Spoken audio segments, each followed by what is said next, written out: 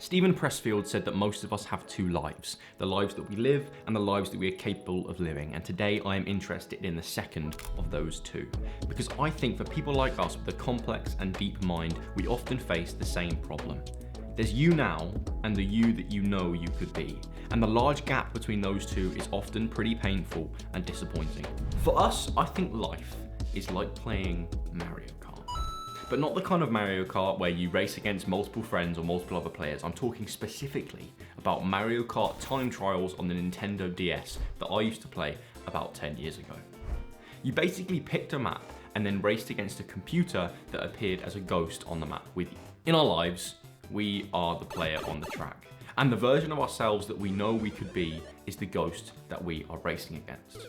And it always seems like this ghost is edging ahead, rapid up the straights and efficient around the turns, and we always feel like we're never able to catch up. So today I'm trying to investigate and discover the mindset principles and the psychology theories that can help us get quicker in this race, i.e. move closer to the version of ourselves that we would ideally like to be. And if you can relate to that, not the Nintendo DS time trial bit, but the life bit, then I think you will find this quite useful. So there's this book called The 12-Week Year, and I'll be honest, I haven't read it, but I have read the summary and have absolutely fallen in love with the concept. The authors basically argue that we all have significant limiting beliefs about what we are capable of in a given time frame. We often fixate on this idea of what we can do in a year's time and only hold ourselves accountable for our goals when it comes to November, December, and the end of the year. Essentially, the book is about execution and challenging the reader to compress 12 months into 12 weeks and try and get the same stuff done. Now, obviously, that's pretty extreme and arguably not possible. But what I care about is this. If you rapidly prioritize and compress what you desire to do into a time frame that scares you, that creates urgency. And urgency rapidly accelerates your rate of execution and how much you take action. A lot of you have probably heard of Parkinson's law. It's an idea in productivity that a task will expand to fill the time allotted to it. If you give yourself a year to do something that you might, with more urgency, do in 12 weeks, then that task will expand to fill the year, and you might see that version of yourself that you'd like to be racing ahead of you down the track. But if you're not convinced, which is fair enough, right? I understand. I have a clear example for you. I play the sport of wheelchair basketball. You might know that, you might not know that.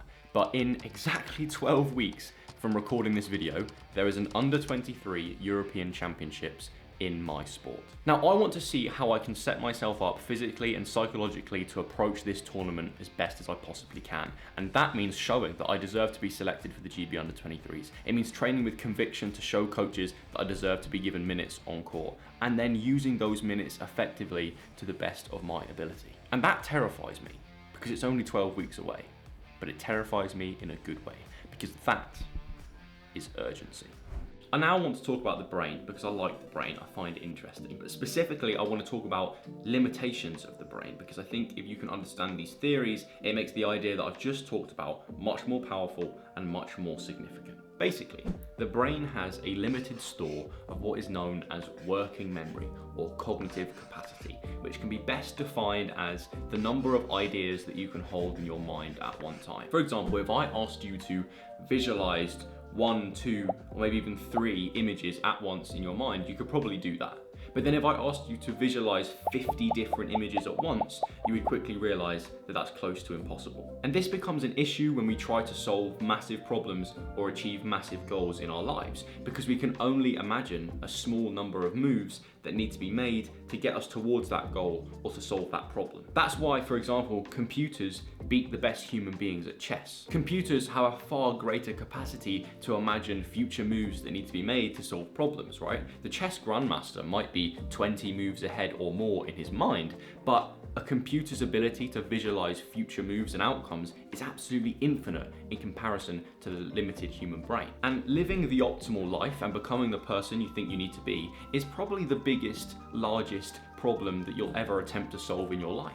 And due to the brain's limited capacity, you can't imagine the whole path towards becoming that person. As a result, we have to create smaller sub-goals and sub-problems that we can actually visualize the path towards. And once one sub-problem is solved, you move on to the next, and the next, and the next, and the next, until you build your way up to the meta problem, which is becoming the person you're supposed to be. I can't mentally represent all the things that I need to do and accomplish to get near the person that I want to be in the next, say, 5 to 10 years. but I can imagine the next 12 weeks. I train for basketball about 5 times a week, okay, on average, and 5 times 12 is 60, and that means I have 60 training sessions before the European Championship. And that's a small enough number that I can visualize just how important every single one of those training sessions is towards my overall progress coming into that tournament. And if I didn't have that urgency, maybe I would only make the same progress that I'm gonna make in the next 12 weeks over the next, say, 12 months. But most importantly, creating that urgency has shifted my mental approach to training.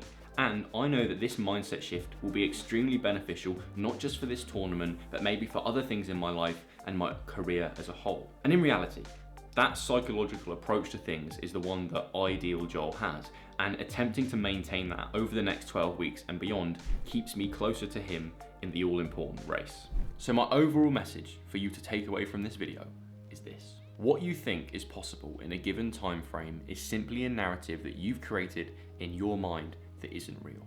And that means you can redefine how you approach your pursuits. In fact, you can redefine what you actually think and believe is possible. Because the mental frame that you put around the things that you do actually determines your rate of execution. And it is only through executing that we genuinely create a life that we want. Just try it, have some faith, and see what the hell happens. Because what's the worst that can happen from trying harder at life? But I want to leave you with a small passage from the 12-week year, and I want you to close your eyes and really let these words sink into the deepest part of your being. I agree with Stephen Pressfield when he says that we all have 2 lives, the one we live and the one we are capable of living. And it's the latter that intrigues me. It's the life, I believe, that we all deeply desire. It's the life that we know exists somewhere deep inside of us that we wish we could actualize. This life isn't driven by the you who settles or gives in to procrastination or doubt, but by the optimal you, the best you, the confident you, the healthy you, the you who shows up with your best stuff, making things happen, making a difference, and living a life of significance. Thank you for watching. If you want to further explore your own psychology in the quest of self-development, then you can continue to explore my channel here. But with that said, I'll see you guys in the next one.